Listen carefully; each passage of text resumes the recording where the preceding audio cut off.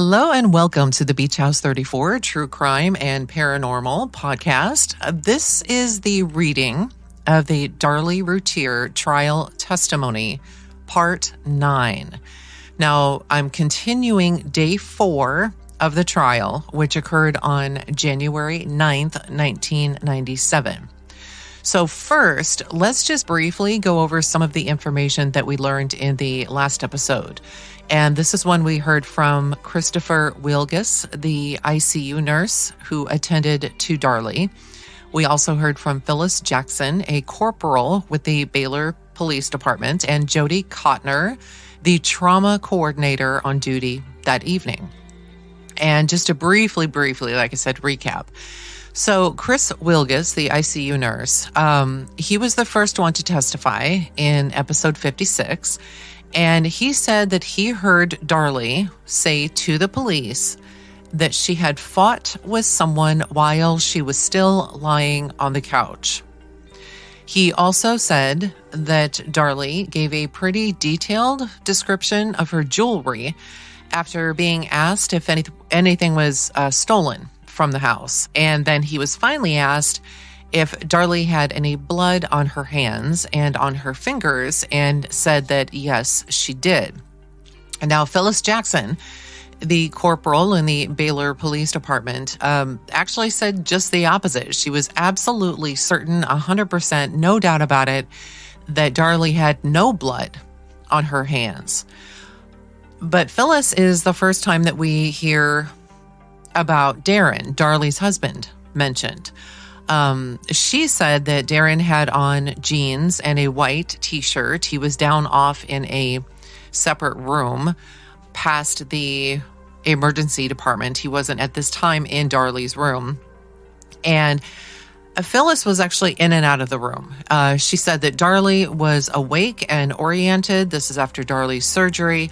Darlie awoke, she said. She also heard from the police. Darlie awoke with a man on top of her. He was a white male, shoulder-length, dark-colored hair. The reason Darlie was sleeping downstairs was because she had been restless, and she didn't want to wake up Darren in the middle of the night. Now, Darren, at the top of the stairs, evidently heard Darlie and then came downstairs. And again, the jewelry, the rings, were talked about. And again, she is asked about the subject description. And the reason that there was some conversation about Darren, about getting him a set of scrubs, because the police wanted Darren's clothing. Now, Jody Kottner was the trauma coordinator. And in regards to the blood on Darlie's hands, she said that she did have blood on her hands. So we have the ICU nurse that says she did. The trauma coordinator said she did.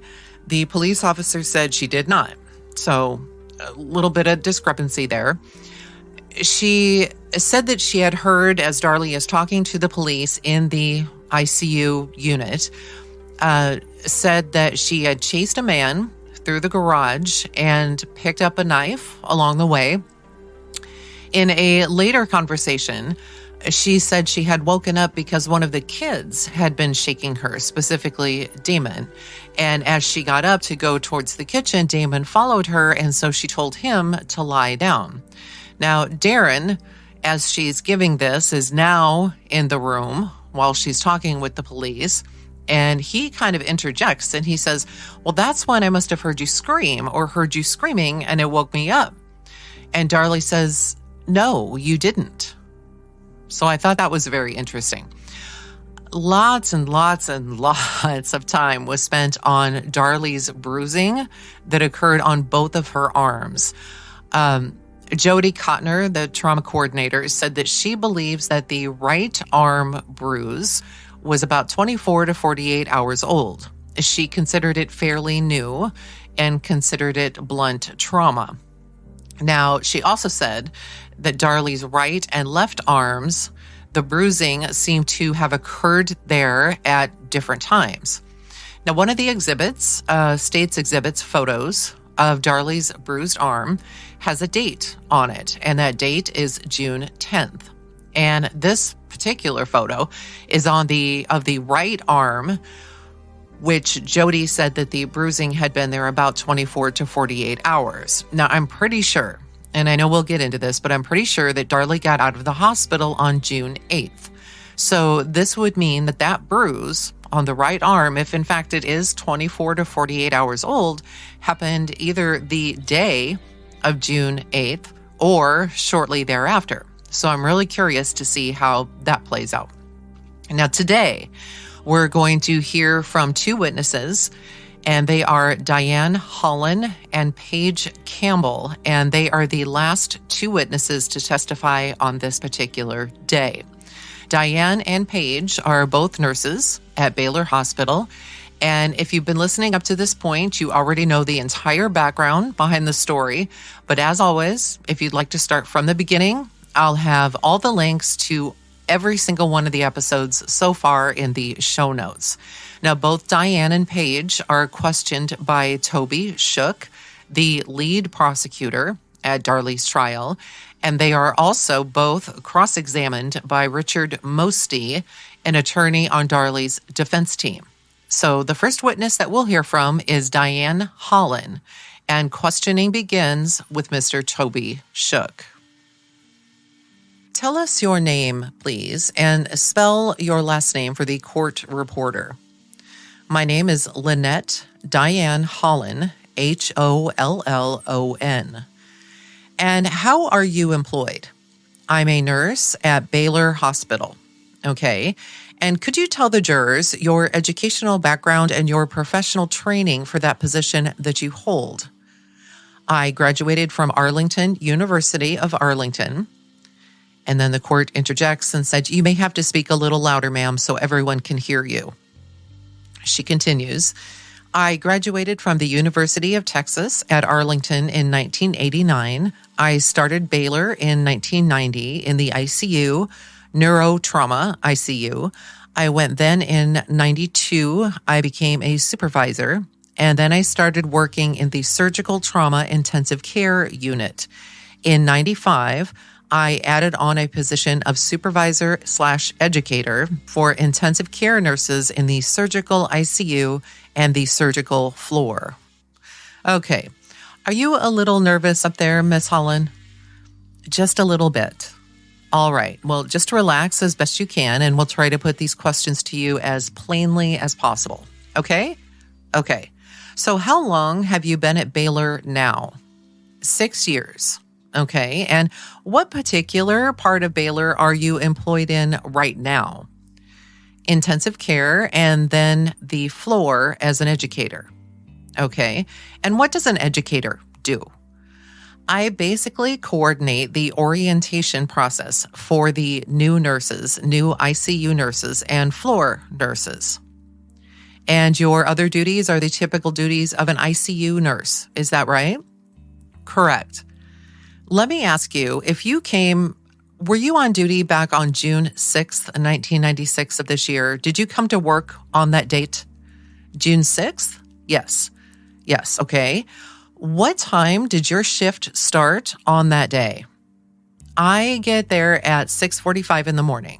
Okay. And did you receive a patient by the name of Darlie Routier during your shift? Yes. Do you recall what time that was? The exact time, I don't recall, but it was around 8 o'clock. Okay. And you keep, I believe they call it focus notes. Is that right? Yes. Okay. Let me show you State's Exhibit number 53-C. Are those copies of Miss Routier's medical records that were kept there at Baylor? Yes. Well, I don't know if they're all here, but yes, these are copies of them. If you could take a moment maybe to locate your focus notes. Okay. Okay. Do those notes reflect when you received her as a patient?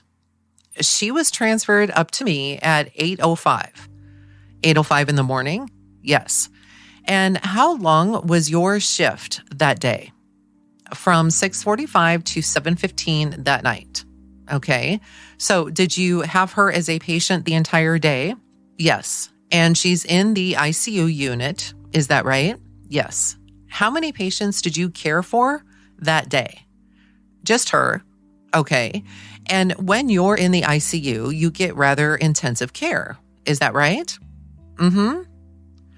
Are you pretty much there in her room and at her bedside at all times?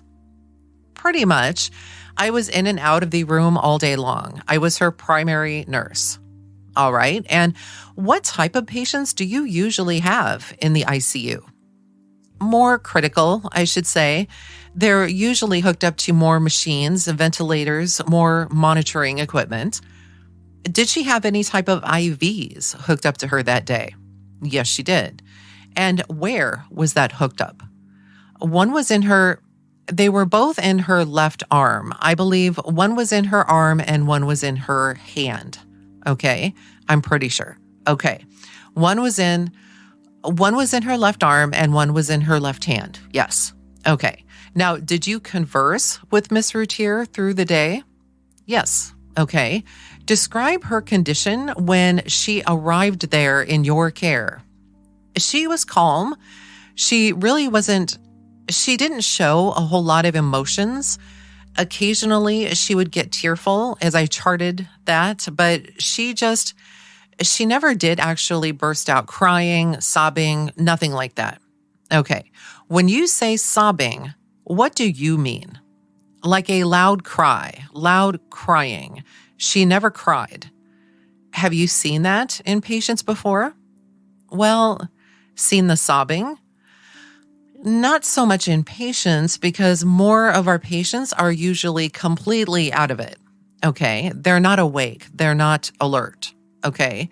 But with families, yes. Have you seen that with families that come to see their relatives that have been injured? Yes.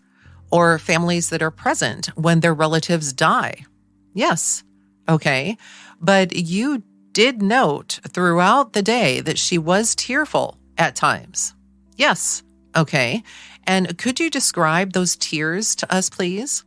The times that I noticed her, her eyes well up with tears is when she was looking at her boys' pictures. She would kind of put her hands over her boys' pictures and say, I can't believe my babies are gone. My babies are gone. And that's almost how she said it. Okay. In that tone of voice? Yes. Did she say that several times throughout the day? Yes. Okay. Did she ever ask about the boys? Anything like that? Ask? What do you mean? Ask how they died? No. How they arrived at the hospital maybe, or anything like that? No. She never really said anything about her boys other than touching the picture and saying, my boys are gone. She told me a story about how the older son, would go over to the neighbor's house and pick flowers, the flowers of the neighbor's house, and bring them to Darlie. And she would get upset with, the boy to be going over and picking their flowers. That was the only thing she said about the boys. That's the only story she told you? Yes. Did you cry when she told you that story like you're crying now? Yes. Okay. Did you cry throughout the day that day? Yes. Did you cry more than Darlie cried? It seemed that, yes. Okay. Did the defendant have her family and friends with her throughout the day?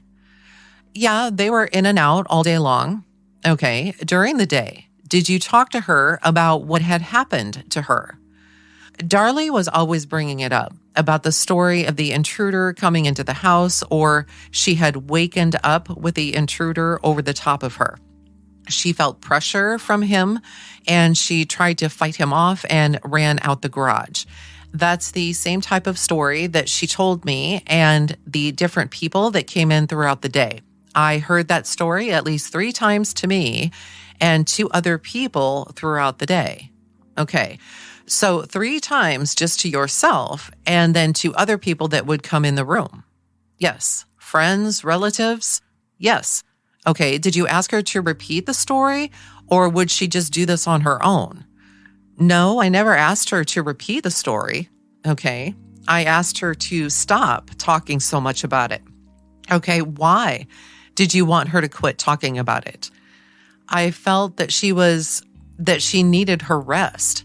She had been up since whenever this happened. She had not slept all day. And I felt that it was better for her to stop concentrating so much on it and start getting some sleep. Okay. And she said that this man was leaning over her and she fought him off and chased him to the garage. Yes. Okay. Did she ever give any type of description of the individual? No. Okay. Did she say anything about his description? I kind of was questioning her about, did you see his face? Was he wearing a hat? Did he have long sleeves? Was he wearing gloves? Do you remember anything about him? And she couldn't remember anything. Nothing about his face? Nothing. Okay. What color he was? Nothing. Okay. Did you ask her about why she went downstairs when she was attacked? I didn't ask her, but she told me that she had been sleeping downstairs on the couches that week after they had bought a big screen TV. Her and the boys were sleeping on the couch too, and they were falling asleep in front of the TV. Were you present in the room when she was talking about how this man got in? Darren said something about the garage window. I was on one side of the bed and Darren was on the other. And he was going through the story, trying to figure out, the different events that had occurred. And he said that, quote, I'm positive I locked the window. And I think it was him that said, quote, the boys must have unlocked it sometime yesterday or the day before, something like that. He was saying that to the defendant? Yes. Okay. Were you present in the room when the baby Drake was brought in? Yes. Okay. Do you remember what time during the day he was brought in? No, I don't know what time. He came in, I want to say like 2 times that day, 2 or 3 times that day. What was her reaction to the baby? The baby was on her left side. And it was, I don't know who was holding it, one of her friends or her nieces, I don't know. But the baby was facing her and she reached up and kind of played with the toes. Quote, hi, baby, how are you doing? Did she ever hold the baby? No, she never reached up. She never held her son. Did you also ever hear her talk about any suspicious cars around the neighborhood, things like that?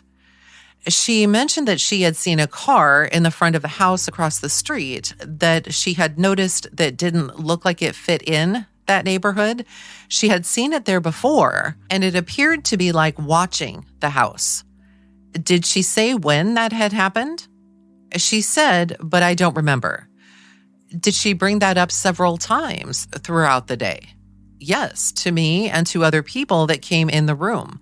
They talked about the car. A suspicious looking car. Okay. Did she give a description of this car at all?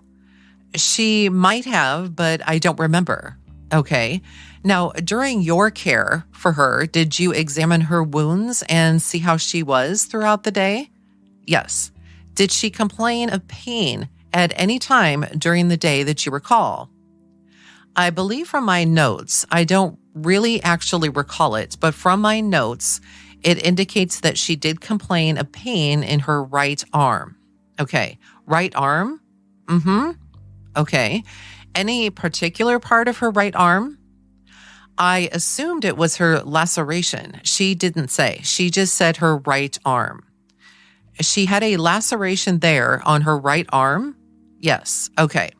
And did you examine that right arm throughout the day? It had a dressing over it, and I took the dressing off twice to show one of the doctors, and I believe we took it off to take pictures. Okay, let me show you some photographs that have been marked as State's Exhibits 52-E and 52-A. Do you recognize those to be photographs of Darlie Routier?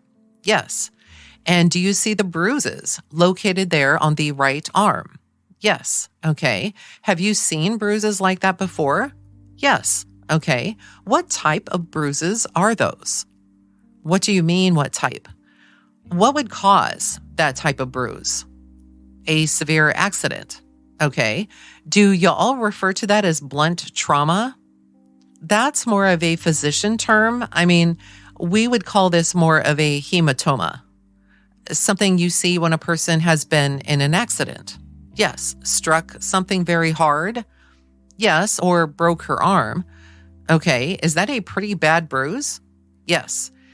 Did you see any evidence of that injury on her right arm when you cared for her for those, what was it, about 11 hours? No. Okay. Do you think you would have seen evidence of that injury had it occurred on the 6th of June around 2:30 in the morning? Yes. Okay. You were with her for a total of 11 hours? Yes. You didn't see any sign of that injury. There was nothing on her arm that would indicate this type of injury. Okay. That would leave this type of a bruise. You're talking about her left arm or her right arm? Her right arm, excuse me. And is that something that you nurses in the ICU look for and take note of? Sure. Okay. Now, let me show you some photographs, 52-G, 52-F, and 52-H. Is that how, Mrs. Routier, you can just look through those? Okay. Is that how she looked when she was in your care? Yes. Do you see the right arm in those photos? Yes. Do you see any evidence of injury of the kind of bruising that you saw on the other photos? No. Okay. Nothing like what we see here in 52-B. No. Okay. And had you seen that type of bruising or injury that would lead to that bruising, would you have made note of that? Yes. And is that something you would have told the doctors about? If I thought that they didn't know about it, yes. Okay. Mr. Toby Shook then says, that's all the questions I have, Judge. Next, the cross-examination is begun by Mr. Richard Mosty. Miss Holland, I have, I think, your notes. Are your notes just on 2 pages? My written notes? Yes. Would you show me? I have a little hard time. There's DN, who I thought was maybe you, but who is that? Here.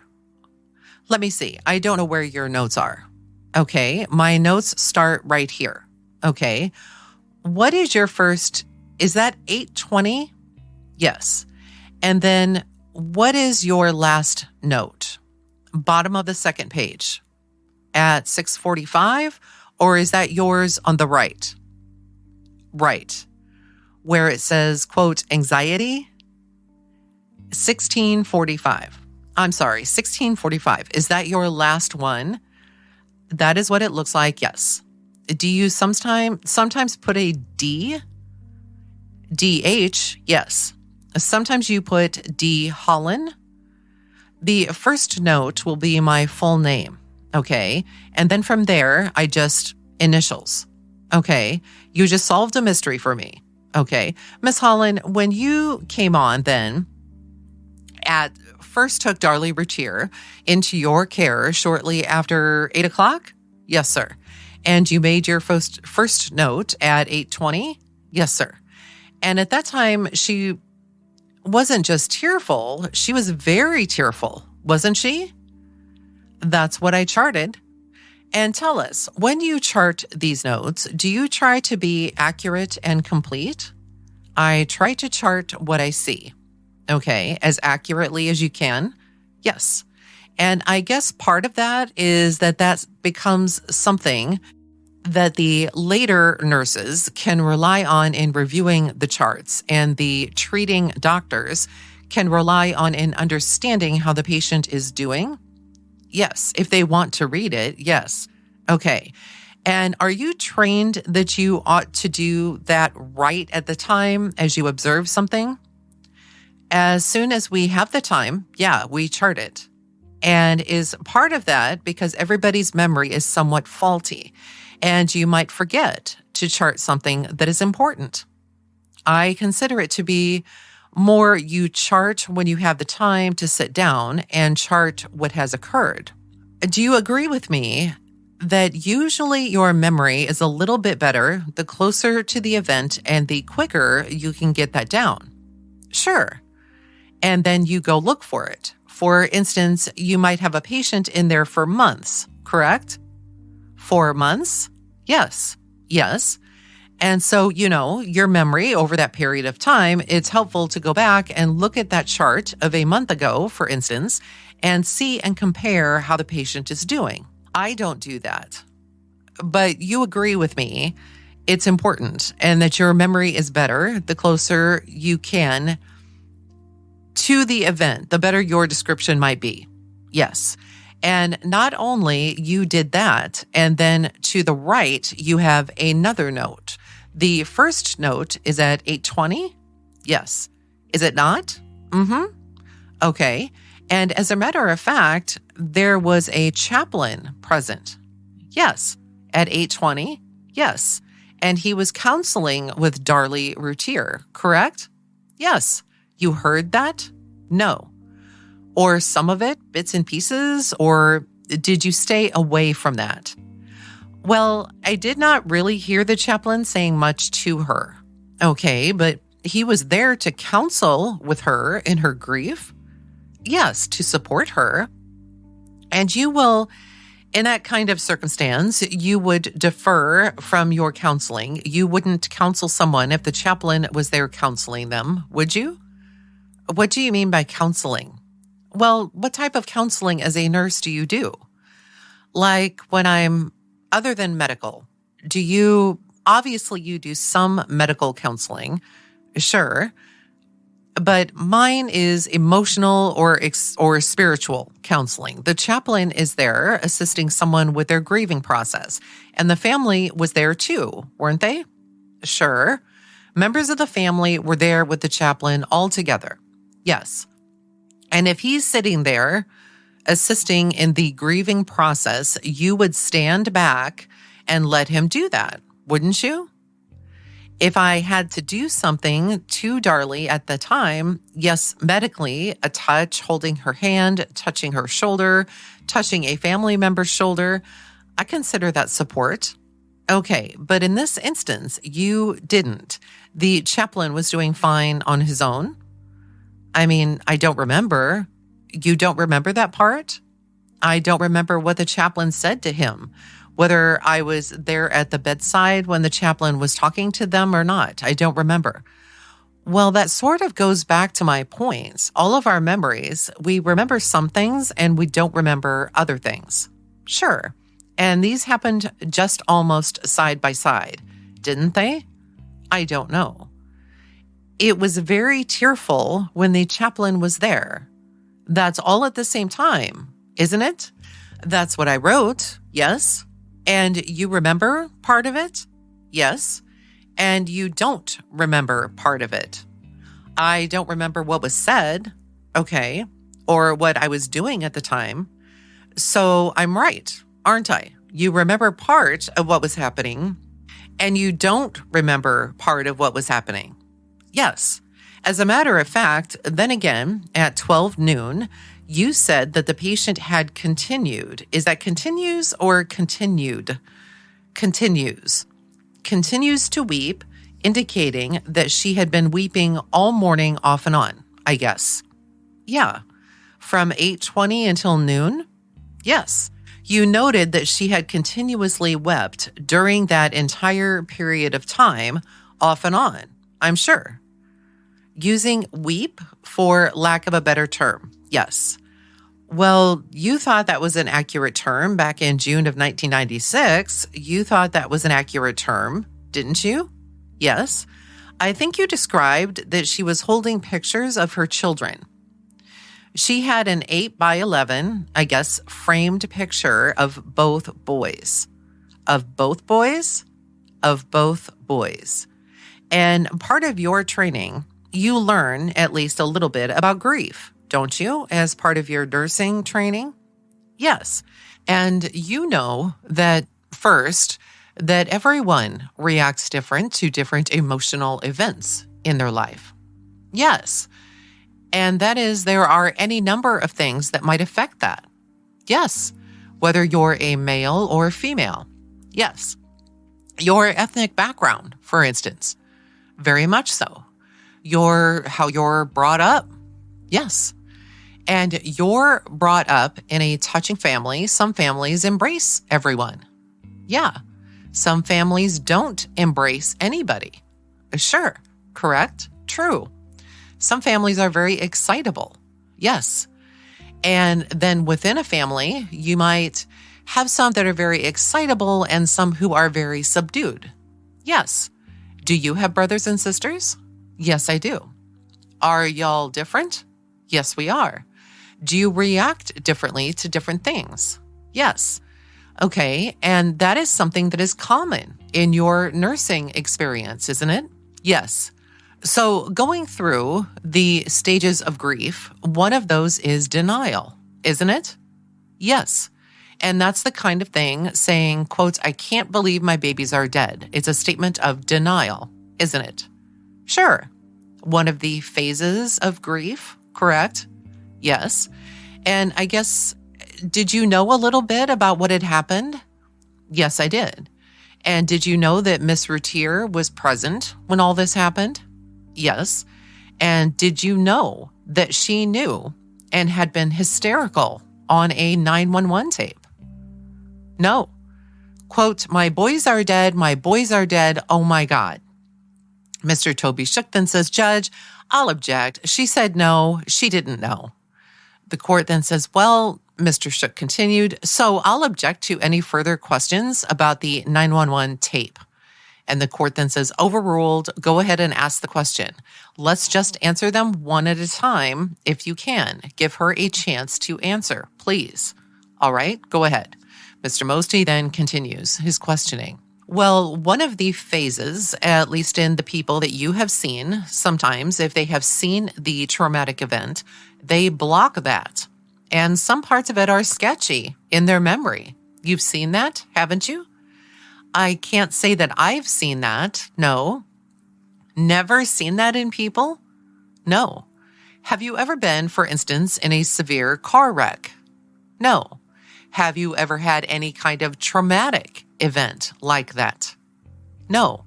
So you have no personal experience of how you might react. Not to something that traumatic, no. Do you deal sometimes with, for instance, automobile accident? All the time. People, victims, yes, sir, all the time. And for instance, do they sometimes say, quote, I looked up and there was a truck and that's all I remember seeing was the truck? No. You never heard anything like that. No. Okay, they just described part of an event? The kinds of patients we have usually do not remember. At all? No. Don't remember some bits and pieces? No. Is that because they're so, particularly when you've got them, they aren't very communicative at all, I guess. True, most of the time. Do you ever spend any time with less severely injured people? Do you ever spend any time in for instance, the ER? Somebody comes in and is cut up and is treated or held for observation and let go?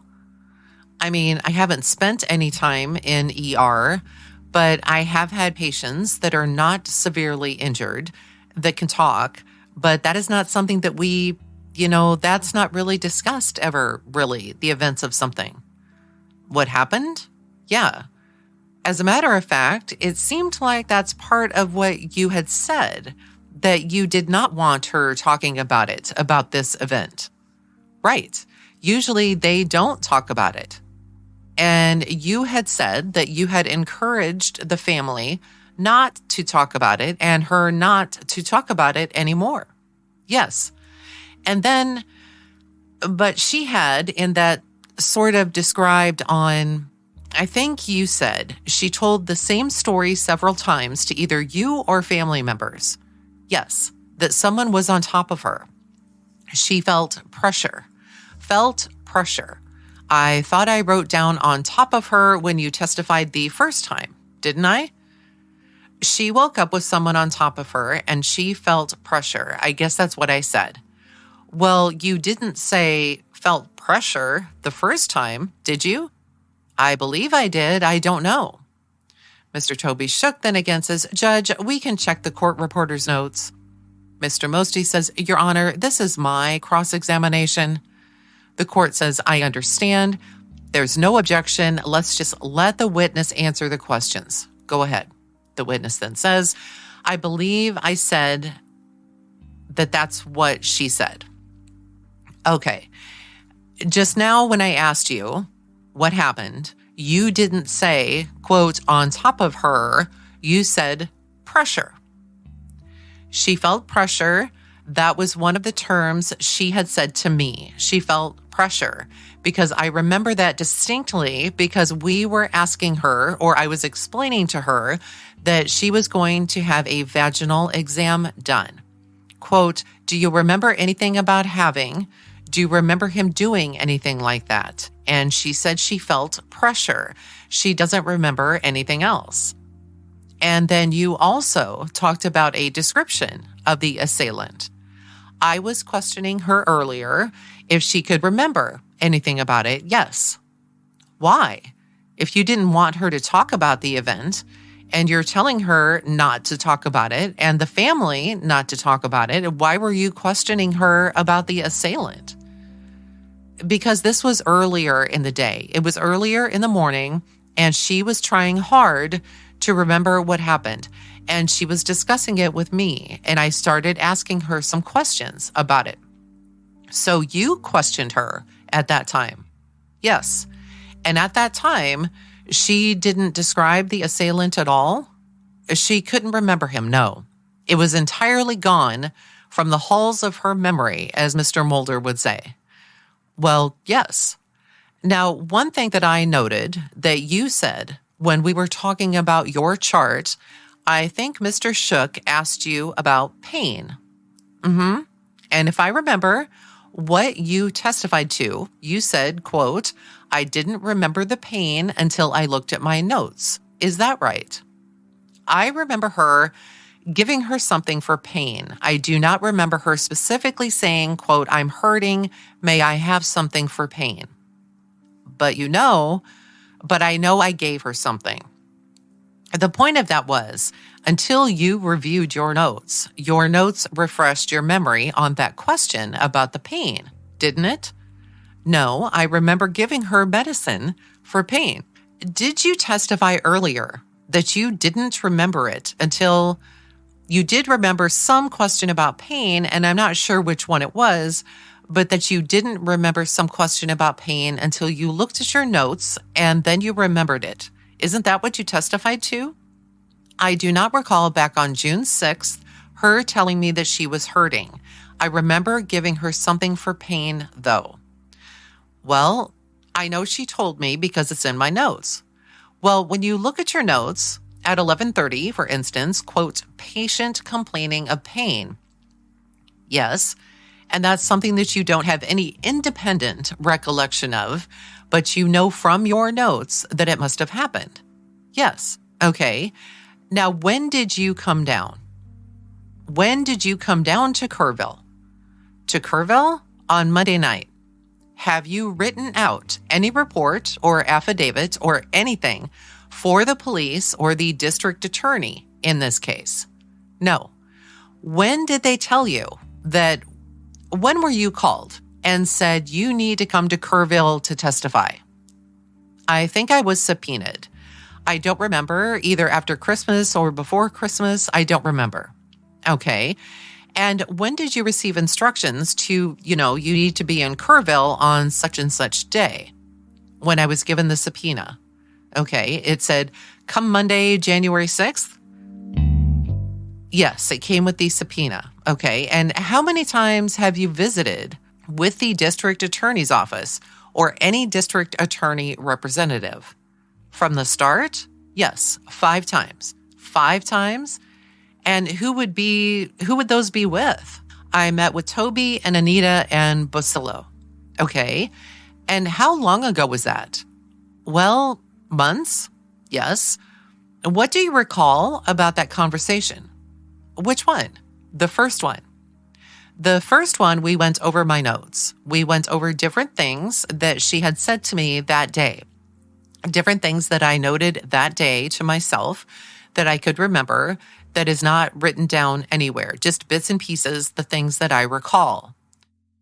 And there were 4 other visits after that one. When were those? Again, one was at the hospital, like a month after the first, and we basically went over the same things. Same people? No, Toby was with us this time. It was Anita and Basilio the first time, and then Toby and Basillo. And I only spoke with Anita that first time. Okay. And the third time? The third time they were at the hospital again to talk to somebody else. And since I was there, I talked to them again. Okay. And who was that? Toby and Basillo. And the fourth time? The fourth time was, I believe, Tuesday night this week. Okay. And the fifth time? Wednesday night. Okay. Wednesday night? Yes. Okay.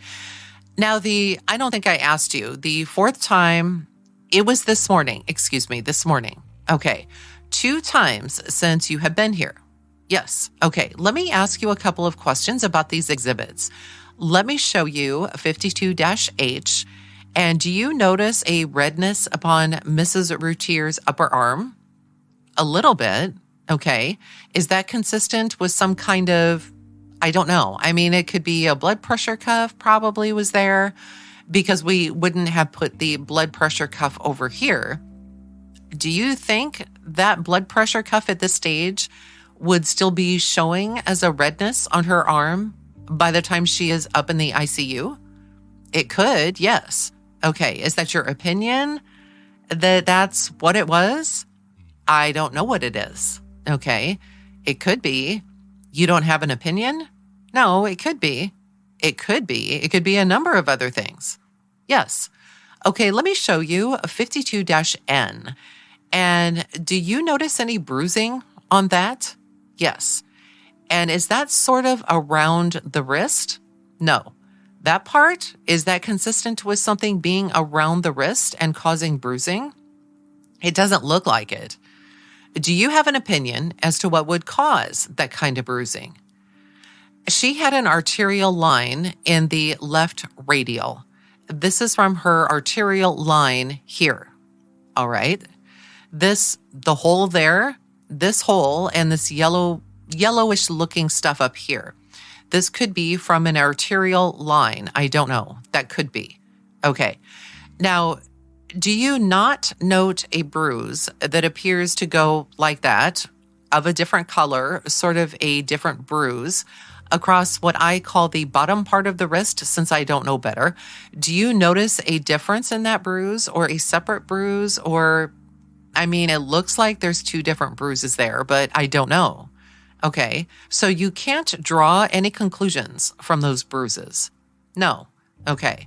Now, when did you, at the meeting Tuesday night, that was with Mr. Shook? Is that Toby's last name? Toby, I mean? Yes. You didn't know his last name? I couldn't remember it. All right. And besides you and Toby, who was there? Who was in this meeting? Her. Her Miss Wallace? Yes. Okay. You didn't remember her name at all? No. All right. Who else? That was the first night I had met her. Okay. Tuesday night. And that is the only time I have talked to her. Who else was there? Basillo was there, but I wasn't talking to him. I talked to those 2. Who else was there? Pardon? Who else? Just them. Okay. And in the meeting on Wednesday, who was in that meeting? Excuse me, it wasn't Wednesday, it was this morning. I'm sorry, this morning? Yes. Who was in on that meeting? Just Toby and I. You weren't in a meeting then with Nurse Cotner and a number of the other nurses the other night?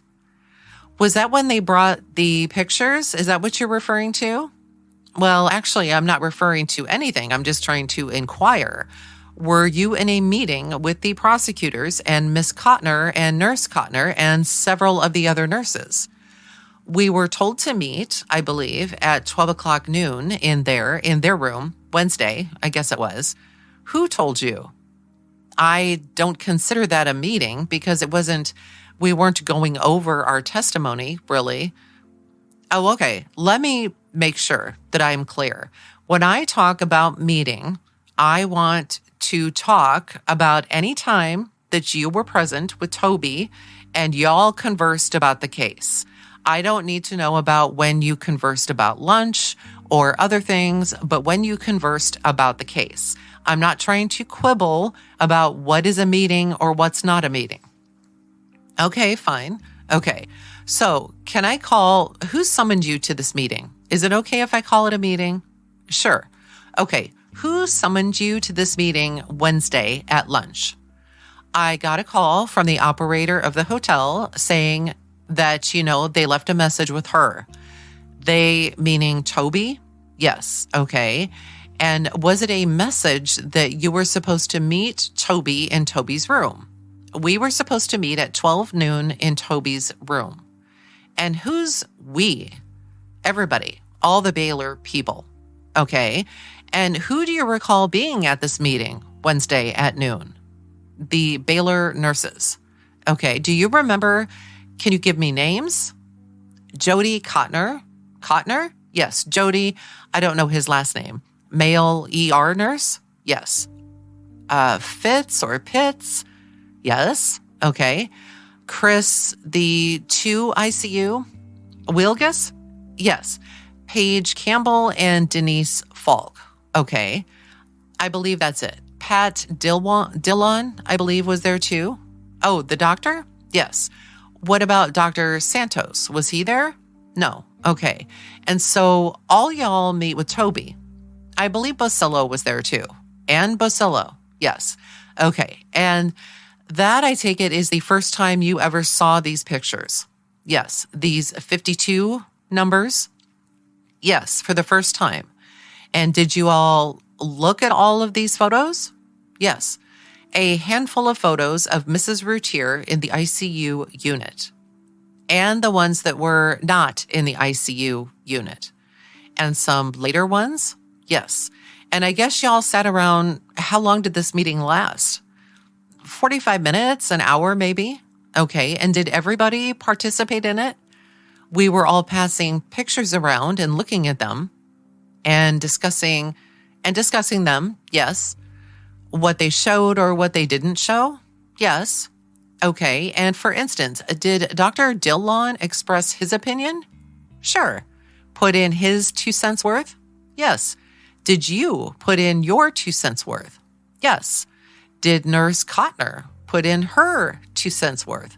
Yes. Did Paige put in her 2 cents worth? Yes. Was Phyllis Jackson, the security person, there? I don't remember her there. Okay. Because she wouldn't know what Wilgus threw in his 2 cents worth. Yes. And y'all talked and sort of brainstormed about what these pictures showed and didn't show. We talked about what we saw. Okay. And you sort of, I see this and somebody else didn't see that. We talked about basically what we saw in Darlie the day we had her and that it wasn't there. Okay. Those bruises were not there. And y'all talked about bruising in general, didn't you? Yes. And Dr. Dillon gave you his opinion of bruising and how long bruising takes and things like that, didn't he? I don't recall him saying anything about how long bruising takes, but yeah, we discussed all that. All right. And did Toby throw in his 2 cents worth too? Yeah. And did Bosillo throw in his 2 cents worth too? I think so. And at the end of the day, did y'all reach a consensus about what your collective opinion was? No. You had just discussed it all. Yes. And then everybody just happens to draw their own conclusion. Yes. Okay. And that conclusion was what? As to the age of those bruises. My conclusion? Yeah. Those bruises were not consistent with the injury that I saw on her right arm. Okay. What about the left arm? The left arm, I was not sure. Okay. So you think on the left arm that those bruises may have been consistent. They could have been consistent with the arterial line causing that type of bruise. Okay. So your opinion was, at least, that the bruises on the left arm could have been inflicted on June 6th of 1996. Isn't that right? It could have. Yes, sir. Okay. And so if someone had sustained blunt trauma on their left arm on June 6th, 1996, that would be consistent with your idea of the age of that bruising. On the left arm, yes. bruising was here on her wrist, and that could have been consistent with the arterial line being inserted. Yes. Okay, well, of course, there's a lot more bruising on the left arm than just there at the wrist, isn't there? Well, I thought it was the right arm that had the large bruise. You don't remember any large bruising on the left arm? I didn't see any bruising on either arm the day I took care of her. Okay, I'm talking about the pictures you looked at the meeting when y'all had the brainstorming session on Wednesday. She had a bruise on her left wrist, okay? And whatever it was, the bruising that you saw on the left arm, it was your judgment that could have been inflicted on June 6th at the time of the arterial injury. Yes. So whatever the bruising was on her left arm, when it's photographed on June 10th, in your judgment, could have been 4 days old. May I see the pictures again? Sure. Now, I don't know that these are the pictures that have been introduced into evidence. Okay. So I don't know that these are the ones that y'all sat around and talked about.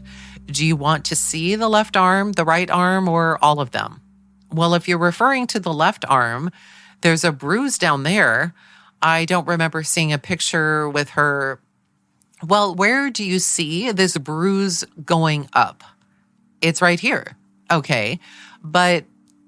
And this picture, it shows to be taken on June 10th. Okay, correct? Yes. So in your judgment, that bruise on her left arm could be 4 days old. Could be. From whatever the source of it. Let's don't quibble about what the source of it is. From whatever the source, that is consistent in your judgment with a 4-day-old bruise. It could be, yes. Okay, now, did you say that the right arm you didn't think was consistent with the 4-day-old bruise? I would have noticed something the day I took care of her on her right arm that would cause that kind of bruising and not just the laceration that I saw on her arm. Okay, so are you making your judgment not upon the pictures, but upon what your memory is? Well, I mean, you say you would have seen something that indicated that bruising. Is that what you're telling me on the right arm? Yes, there would have been something on her right arm. Okay, but so just looking at the pictures, can you draw any conclusion at all that, setting aside here, your personal involvement, looking at the pictures, can you draw any conclusions as to how old the bruises are on the right arm are? No. None at all? No. Okay. Does it seem odd to you that a person would have those kinds of severe bruises on both arms at different ages? Mr. Shook then says, Judge, I'll object to speculation. The court then says sustained. Mr. Mosty continues, do you feel you're not qualified to answer that? Mr. Shook again says, Judge, I'll object to speculation. The court then says sustained. Go on to the next question. Mr. Mosty then says, well, nurse, if I understood the reason they had you in this brainstorming session on Wednesday was because you, the state, apparently felt that you had some opinions. Mr. Shook says, Judge, I'm going to object to sidebar. The court says overruled. Mr. Shook says, giving his opinion as to what we felt. The court says overruled. Go ahead. I'll let him ask that. Mr. Mosty then continues. Well, you were invited to this meeting you were instructed to come to this meeting by the state, weren't you? Yes. I assume that they thought maybe you had some. Mr. Shook then again says, Judge, I'm going to object again to what he thinks we thought. It's totally irrelevant and it is speculative and it is also sidebar. The court then says, I'll sustain that objection. Let's ask another question, please. Mr. Mosty then says, back to questioning, well, did you express opinions about those bruises at the brainstorming session on Wednesday? I expressed what I'm expressing today. I did not see it, a wound on her left arm or her right arm that was consistent with that type of bruise. You feel qualified to make some estimation of ages of bruises, apparently. No, you don't. I mean, I really don't. Do you think that's something that the nurses really aren't qualified to do, an RN? Well, it depends on what kind of injury. If I knew it was a horrible injury, it would be consistent with that type of bruise. And as a matter of fact, it depends upon the person too, doesn't it? Sure, yeah, it does. I bet I bruise differently than you do. Yes, you do. And that's a function of what all kind of variables go into that. Bleeding time, her hematocrit, how much blood she's lost, her clotting factors, all of that type of stuff. Things like age, yes. Size of a person, I don't know. Would that have any effect? I don't know. Okay, don't know. What about skin coloration? Dark complected people, light complected people? Well, it's harder to see on dark complected people. And if you talked about one of the things was hematocrit? Yes. If, in other words, if you have lost blood, then there's less blood in the entire system to flow and start bruising. Well, it's a lot of different factors of what your blood is doing at the time. Is it clotting? Is there more of this substance or that substance? I can't answer all that. Volume of blood, quality or quantity of blood. Yeah, things like diet, can that affect it? I mean, what you've been eating? Yes, if you're anemic, yeah. Okay. Mr. Mosty then says, I'll pass the witness. And at this point, Mr. Toby Shook gets up and begins his redirect. Mrs. Holland, when I called you and asked you questions about any bruises you saw, did I ever ask you to... All of a sudden, the court interjects and says, I think now it's 4:00. If we're going to stay until 5:00, I think we'll need to take another brief 10-minute break. So then they go off, and right as he begins to question her, they take this 10-minute break. They come back in. They both agree that both sides are ready to bring the jury back in, and everybody is ready. So then the questioning resumes.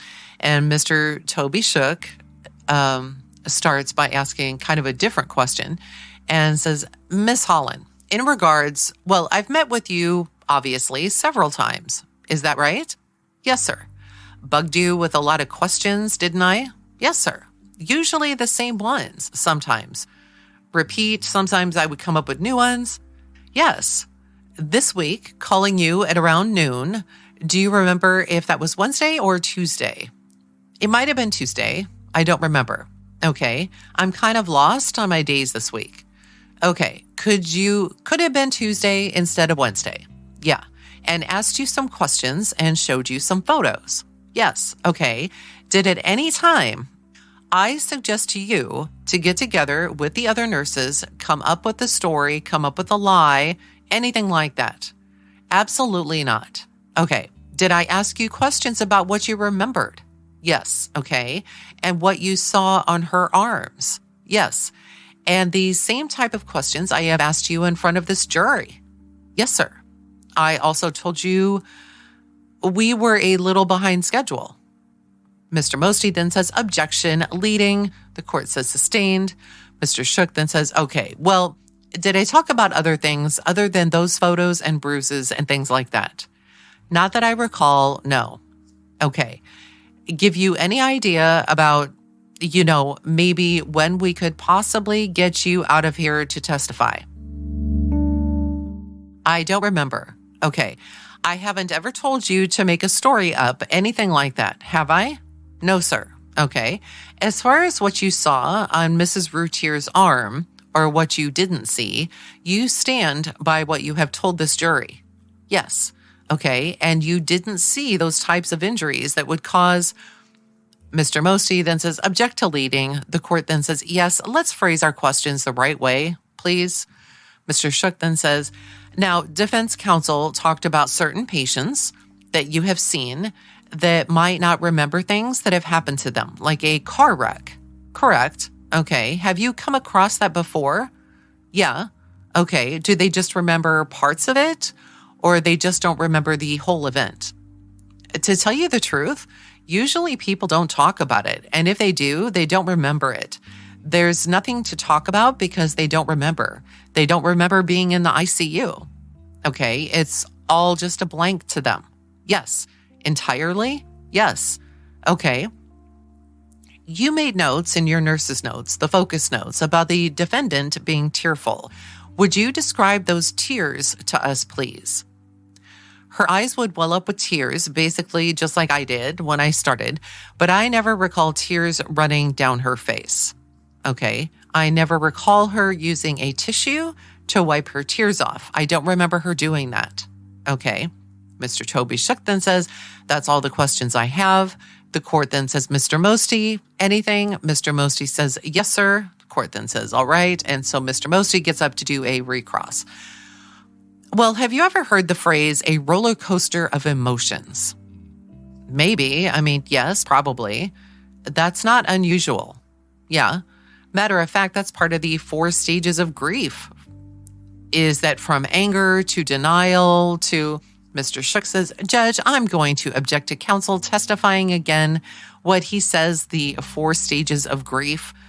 Court says overruled. I think that maybe within the lexicon of a trauma nurse. All right, go ahead. Mr. Mosty then continues. And that's the kind of thing you see that, people's mood changes. People laugh at funerals as a stress relief, yes. And you did you express an opinion about whether or not people usually block out a whole event or selected portions of one? Did you express an opinion on that subject? State the question again, please. Mr. Shook was asking you about what you saw in terms of people who have been through a trauma and what their memory was. And as I understood, he was asking you if people block out the whole event or parts of it. And did you express an opinion, one way or the other, on what one would expect on someone who has been through a traumatic experience in terms of memory? Usually people don't remember the traumatic event, the car wreck, or whatever it was. Well, what kind of amnesia is that called? A short-term memory loss, I don't know. But it's called localized, isn't it? I don't know. Okay, well, tell us what selective amnesia is. Do you know the 4 types of amnesia? No. Okay, do you know the difference between circumscribed amnesia, sometimes called localized amnesia? Mr. Shook then says, Judge, I'll object. The witness has already answered. She doesn't know. The court says, well, I'll let him ask the question. Mr. Shook says, about the 4 kinds of amnesia. The court says, I know, but I let him ask the question, and I think that will clear it up. Mr. Mosty continues, do you know the difference between localized, sometimes called circumscribed amnesia, and selective amnesia? I have heard those terms before, but I don't know the medical definition of them. And one is where the whole event is blocked, and the other is Mr. Shook again stands up. Judge, I'm going to object. And the court says, I'll sustain that objection. Mr. Mosty then continues, do you know whether or not circumscribed amnesia is the blocking of a whole event? Mr. Shook again says, Judge, the witness has answered. She doesn't know. The court then says, I'll let her answer this question. Mr. Mosty then continues, do you know that whether or not circumscribed amnesia is blocking of an entire event? No, I don't know that. Do you know whether selective amnesia is the blocking part of a traumatic event? The term selective means it's selective amnesia, selecting part, yes, but I don't know the exact definition of it, no. Do you know that those types of amnesia are oftentimes associated with traumatic events?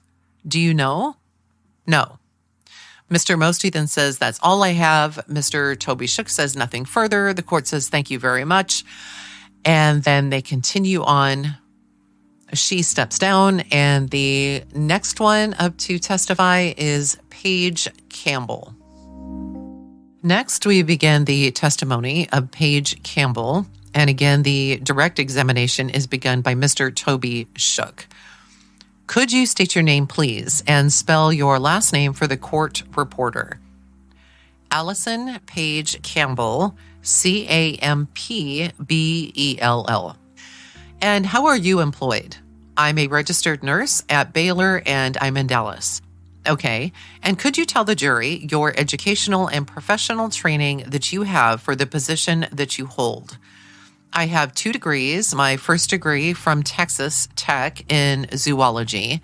My second degree I got at UTA, and I have a Bachelor of Science in nursing. How long have you been at Baylor? 2 years in February. Okay. And what part of Baylor are you assigned? Well, I'm with the ICU and just a neurosurgical trauma. And what are your duties there? To put it in a nutshell, I monitor patients, critically ill patients, and that sounds like a small thing, but they're changing constantly. So we monitor them, make sure that they are hemodynamically stable, and kind of coordinate the family and the doctors. That's kind of it in a nutshell. Okay, let me ask you if you came on duty on June 6th, 1996. What time were you working that day? I came on at 6:45 p.m. in the afternoon. Okay, and was Darlie Routier one of the patients there in your wing? Yes, okay, she was. In fact, were you assigned as her nurse for some time during the evening? Yes. How long were you her nurse? For 4 hours. Do you see Mrs. Routier here in the courtroom today? Yes. Okay. Would you point her out, please? She's over there, right there. Seated at the end of the table? Right. Mr. Toby Shook says, Your Honor, if the record could reflect the witness has identified the defendant. The court says, yes, sir. Mr. Shook then continues with his questioning. At what time did you first meet Mrs. Routier? I would say I took reports at 6:45 and I met her, I would say 7 o'clock. And how was she when you took over? She was calmly lying in bed. She was laying in bed, no complaints. Okay. Not in critical condition, was she? I wouldn't say she was in critical condition. No. Okay. She was stable. Okay. And did you tend to her through the night? Yes, I did. Were there other people in the room with her? There was friends in the room with her when I was there. How long were they in there? I would say until about 9:30. Okay. And did you speak to her? Yes, I spoke to her. Okay. Did she seem alert and lucid? Yes. Know what was going on? Yes. Okay. Did you ask her about what happened, or did that ever come up? Yes. I asked her about what had happened. Okay. What do you recall her telling you about it? The main thing that stands out in my head from what she said was that a man was over her and trying to stab her. Okay. At some time during the night, did you ever look at her left hand and examine some injuries there? Yes. Okay. How did that come up? Do you remember? I noticed some cuts on her left hand, and I said, "What is this from?" And she said, "This is where I tried to grab the knife." Something like that. Okay. Now, could you describe the cuts? I can. They looked like paper cuts to me. They were scabbed over and just right on the surface, not oozing, or there was no redness around them or anything. Not serious at all? No. Let me show you what's been marked as State's Exhibit 28-D. Do you see the type of injuries you're talking about? Yes. Point them out to us. Right there and there. Okay. Were you also present when a pelvic exam was done by some doctors? Yes. Okay. And did she make any statements about what happened during that exam? All I remember, the thing that stands out in my mind during the time was that the doctors asked if she could identify the man, and she said, "No, I never saw his face." Never saw his face? Okay. Did you make notes throughout the evening whether Mrs. Routier was crying? Yes. At the first of my assessment, I made some notes. Okay. And could you describe how she was crying to the jury, please? She was whining. She was saying, my babies, and I never saw a tear run down her face. I never saw anything like that. She never asked for a Kleenex. I never felt the need to offer her a Kleenex. She was just whining. Okay. Said the same thing. My babies. Okay. Did she make any other statements? Well, let me ask you this. Did you try to get some of the people out of the room from her? Well, in consideration of what had just happened earlier that day, I said, quote, okay, I will be the bad guy here. If you need, whenever you want to be alone, if you need me to get these people out, I will get them out. I'll kick everybody out. And she said, she goes, I just need a lot of friends and family here in this difficult time. Okay, is that how she said it? Yeah, I mean, just in that same tone of voice? No. Okay, what kind of tone of voice was it?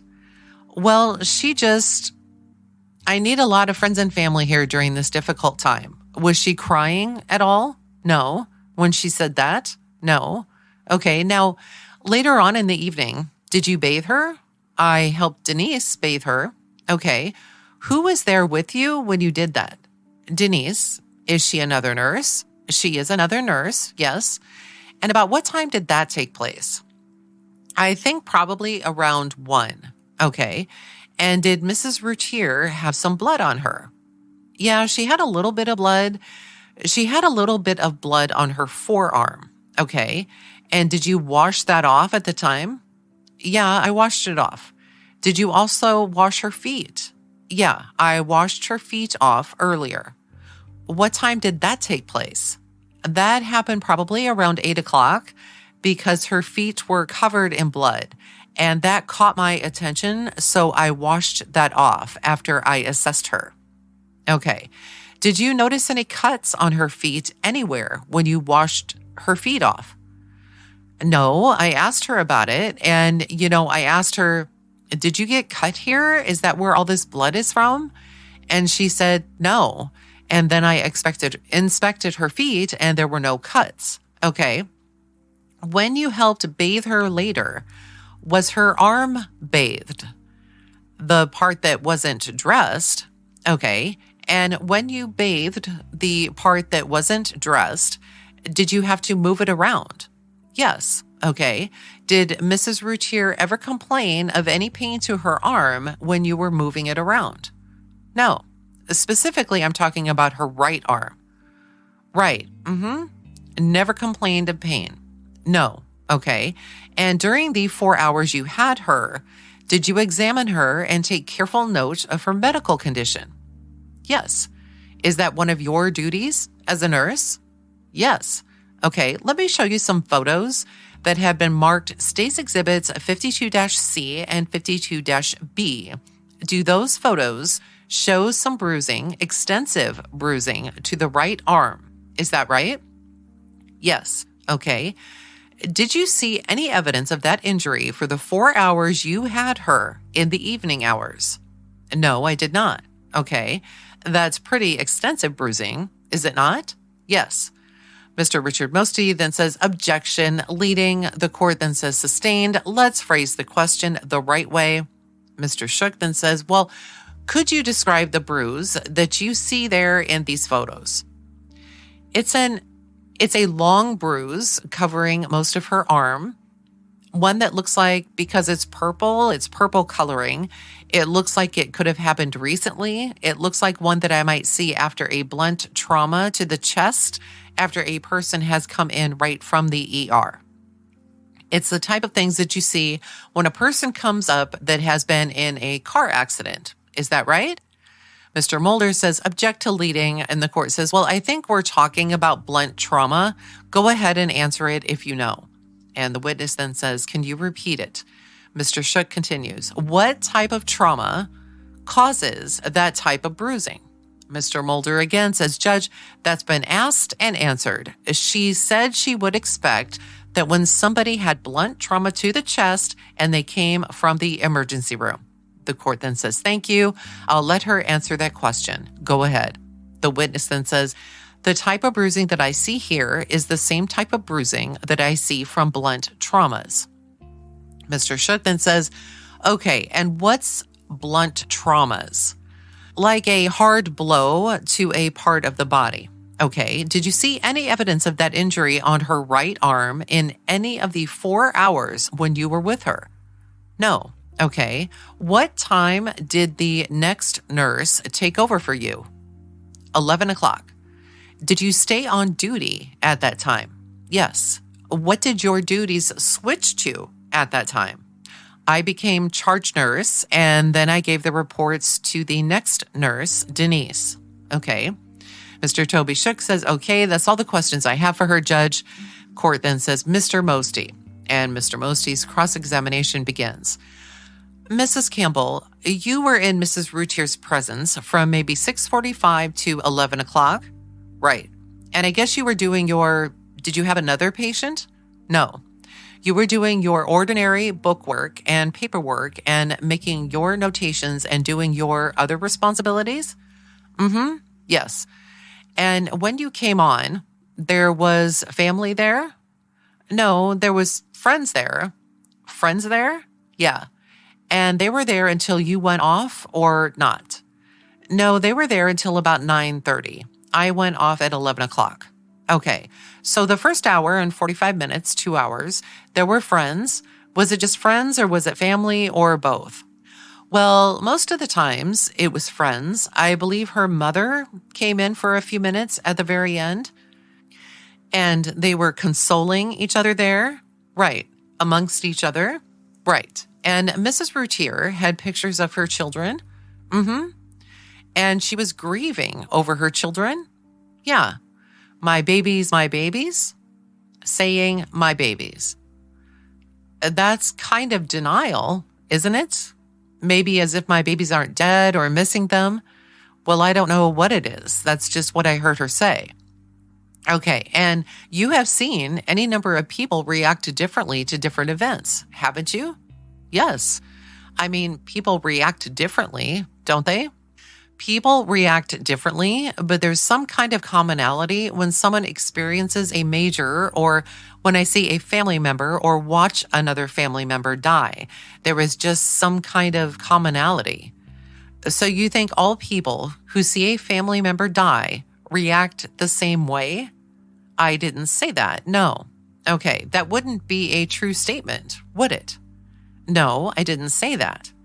We all react differently to the same events, don't we? Yeah.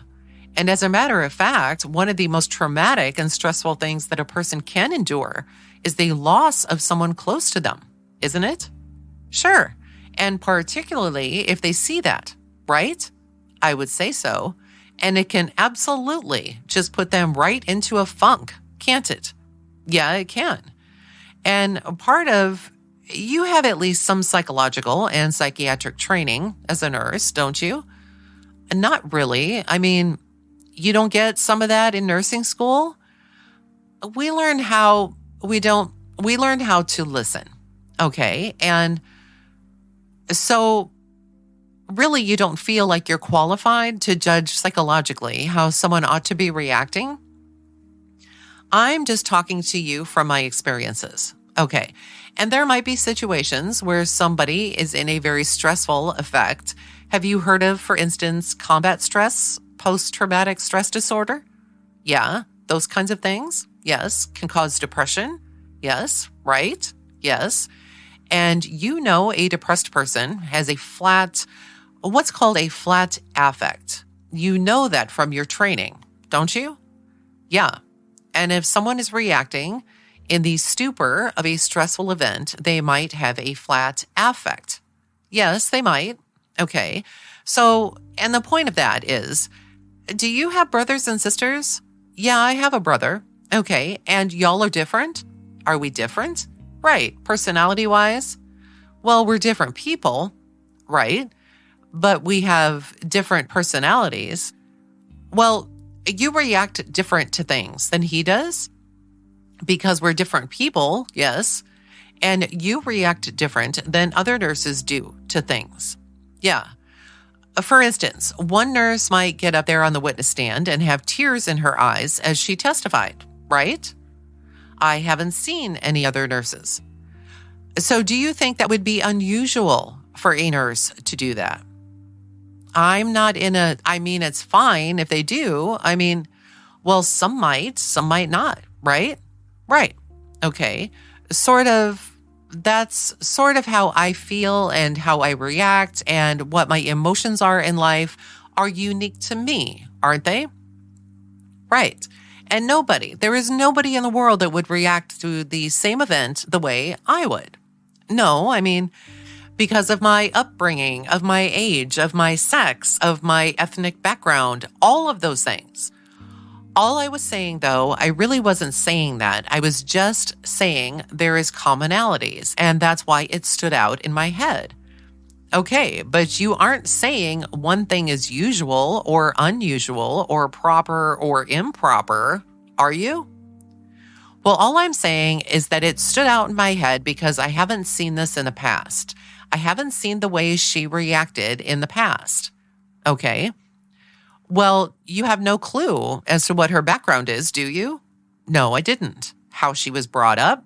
No, I have no clue as to anyone's background that I take care of. You don't have any idea what her life experiences have been. No, right? No. How has she typically reacted to events in the past? No.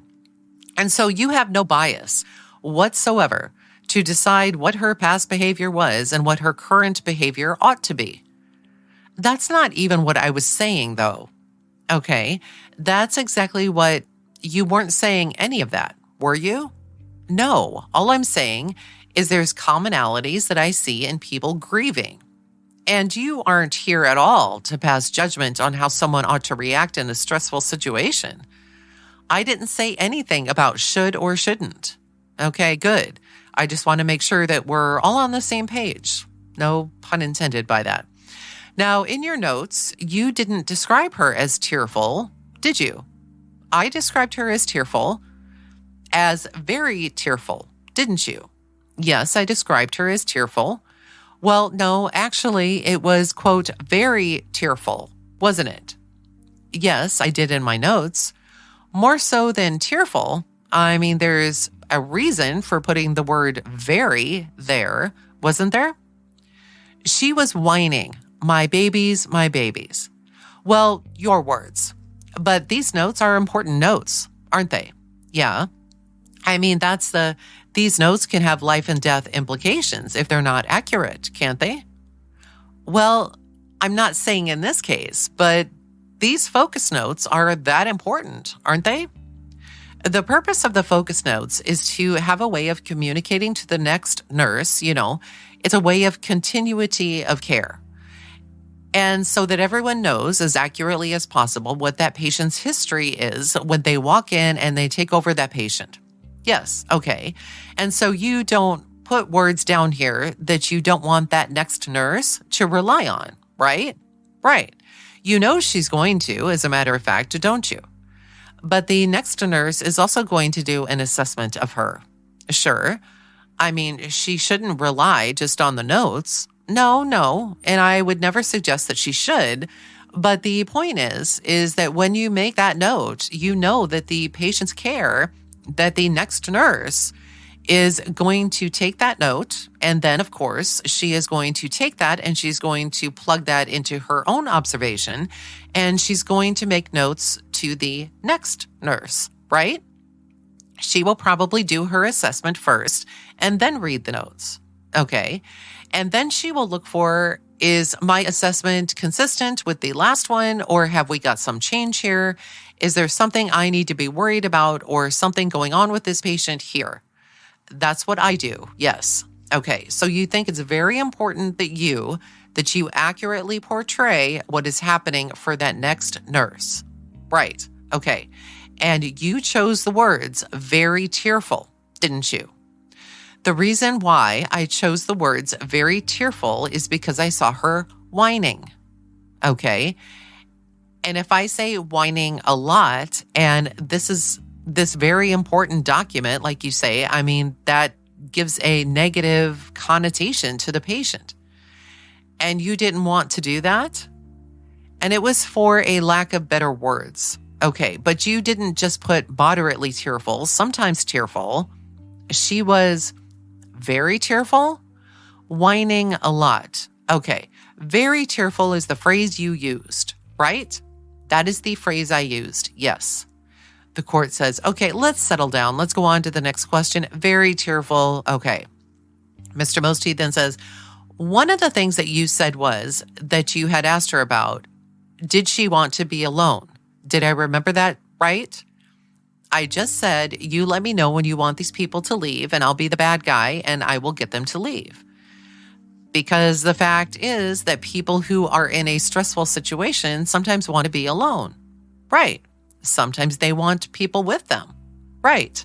Their emotions are going maybe like a roller coaster. Right? Right. And you recognize that. Right. And you're sensitive to it. And you want the patient to cope with that situation in the way the patient is comfortable with, don't you? That's right. I mean, you don't want that patient to cope with it in the way that Miss Campbell would cope with it, do you? I just wanted her to let me know if she wanted them to leave. And you didn't want, for instance, another person imposing their will on her of how she ought to be handling this, did you?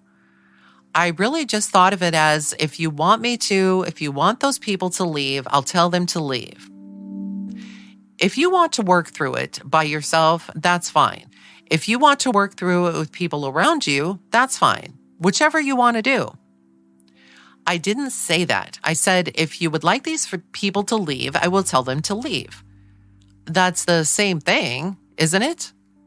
You don't have to worry about offending someone. I'll tell them to leave. Well, that's the same thing, isn't it? Let her work through it however she thought it was appropriate. Not really. I mean, it was a lot simpler than that. It was just, if you want these people to leave, I'll tell them to leave. Okay. You didn't give that much thought to it, I guess. Actually, no. All right. I just wanted to let her know that. Okay. Now, you said, I think, that you bathed her. I helped to bathe her. Yes. Okay. When? Around 1:00. Okay. But earlier than that, you had just bathed her feet? I washed her feet. Just washed her feet while she was in bed. Right. And I think you told Mr. Shook that she had some blood on her forearms that you noticed. Right. And did you wash that off the second time when you bathed her? Right. The only thing I washed off first was her feet. And that was blood on what forearm? It was on her right. Okay. And so everybody knows the forearm is from the elbow down. Right. Wasn't any blood on the upper arm, was there? Well, I didn't see anything. Well, you notice these things, don't you? Right. If there were blood dried up on an upper arm, yeah, you would have noticed that. Yes. And you would have cleaned it, wouldn't you? Right. So there wasn't any dried blood on her upper arm, was there? I didn't notice any. Okay. Miss Campbell, have you been down here since Monday too? Yes. Did you get summoned to a meeting the other day? Which time? Did you get instructed over at lunch the other day to come meet? Which meeting? I mean, yeah, we only met one time. How did you know that? Who is we? The other nurses that I'm with. Okay. Did you all come down together? They flew us down. We came on the same plane. To where? To Kerrville. They flew you to Kerrville. We came on the same plane to Kerrville. Is that a private? I just assumed y'all came on Southwest Airlines. Y'all came on a private? No, we came on Southwest Airlines. Okay. I hadn't seen them land in Kerrville lately, so you got me. No, I'm sorry. We went to San Antonio and drove to Kerrville. You got me a little confused. All right. Did y'all rent a car together, all of the nurses, and come up together? How did you do that? Well, we took a van to Kerrville. Okay, a state van that picked y'all up. Yeah. And when did y'all come in? Monday evening? Yes. Okay. And that was all of the nurses who have come in here and testified before. and I guess Denise, who was after you? Yes. Okay. And now this meeting that is it okay if I describe that as a meeting the other day? What would you call it? Well, I mean, people met. I mean, people came together. I guess it was a meeting. Gathering. How about that? Yeah. Okay. At this gathering, how did you know about this gathering? I think I was told by one of the nurses to show up there. What did she tell you? To show up and show up at 12 o'clock. Where? To meet at 12 o'clock. Where were y'all meeting? In a room in the hotel. Okay, you don't remember what room or whose room? Room 109. I don't know whose room it was. Okay, and who all was present there? Diane, Denise, myself, Toby, Chris. Toby, the district attorney? Yes. No, I'm sorry. Yes, he was there. Okay, I don't remember. There were several people there. Okay, it was a good-sized gathering. Yeah, Dr. Dillon there? Yeah, he was there. And did Toby tell y'all the purpose of that meeting? No. Did he sort of start it off? And I'm not suggesting there's anything wrong with this. I'm just trying to find out what it was all about. Did Toby tell you all why y'all had been? I had no idea why we were going there. Did anybody tell you why you were summoned there? Why we were asked to come to the meeting? Yes. I didn't know why we were going to come to the meeting. Well, when you got there, did somebody explain the purpose of the gathering? Well, yeah, somebody explained the purpose of that. Was that Toby? I think so. Yeah, he was. Okay. Up until this gathering, had you seen any pictures of Mrs. Routier? No, I hadn't seen any pictures. And did you, at the gathering, see pictures of Miss Routier? Yes. Did y'all have a table and you spread them all out or what? Yeah, there was a table and there were some pictures of her there. Okay. And were y'all standing around? Yeah, we were standing around. Okay. And was one person talking or were there several people talking at once? Several people were talking at once. Okay. Would you like be looking at one picture with one nurse and somebody else be looking at another picture with another nurse or with Dr. Dillon or with Toby? We were just all kind of looking at the pictures. Was it like a group discussion? Well, we weren't all talking. It wasn't like a big group putting in input to one discussion. We were just all, well, for instance, did you say, well, I noticed this? And somebody else would say, well, I noticed that. And somebody else say, well, look at this. And somebody else say, well, what's that? And what do you think this is? And what do you think caused that? Were those kinds of questions being brainstormed around the table? We were just saying like how this is a bruise, what kind of bruise this was. You had expressed your opinion, I guess. Yeah, I expressed my opinion. Did everybody express their opinion? I don't know because I wasn't really listening to everyone. But you heard some of the people expressing their opinions about what it was that they were looking at and what those pictures meant that they were looking at. I just heard some people say things, but it was just kind of a jumble. Everybody was talking at one time. Well, was it, you've been involved in like brainstorming sessions. You know what that is. We weren't in a brainstorming session. Okay, were y'all sitting there and saying that, for instance, I noticed this? Did you say, look at this? Did somebody point something out to you and say, look at this? Not really. We just looked at the pictures and I was like, we just kind of made comments on it. We didn't say, did you see this? Look at this. Or you were verbalizing what it was that you saw. Yes, verbalizing what we saw. And everybody else was verbalizing what it was they saw. Yeah, okay. Okay, how long were y'all doing this? How long did this meeting take? It was like 15 minutes, not very long. And what day was that? I don't remember. You don't remember? I think it was probably Tuesday. Okay, have you sort of lost track of the days while you've been down here? Yes, I have. So have I. Mr. Mosty then says, I'll pass the witness. at which point Mr. Toby Shook began his redirect. Mrs. Campbell, this wasn't a real long meeting, was it? No. Did I ever ask you to make up some kind of story or lie about what it was you were going to say? No. I just asked you questions about what you remember. Right. Okay.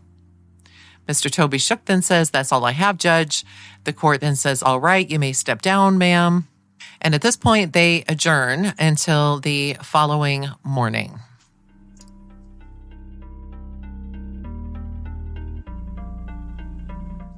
And that'll do it for this episode.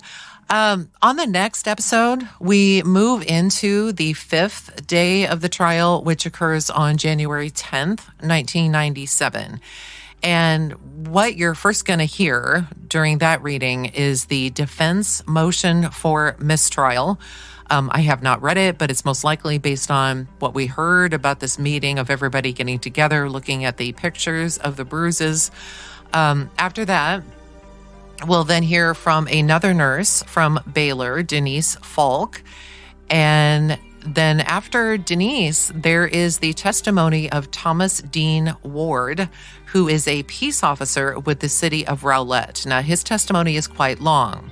So if the episode isn't running too long, I'll move into the testimony of 18-year-old Gustavo Guzman Jr., and he lived at 5706 Willowbrook Drive in Rowlett. Now, this house is located 1/10 of a mile from the Routiers, and he had located some items in his backyard on the morning of June 6th. These items were deemed unrelated to the crime by the police. So I'm really looking forward to that testimony. So once again, thank you all for listening. I appreciate you all so much. I'll be back with another installment of the trial very, very soon. And until then, stay safe, everyone.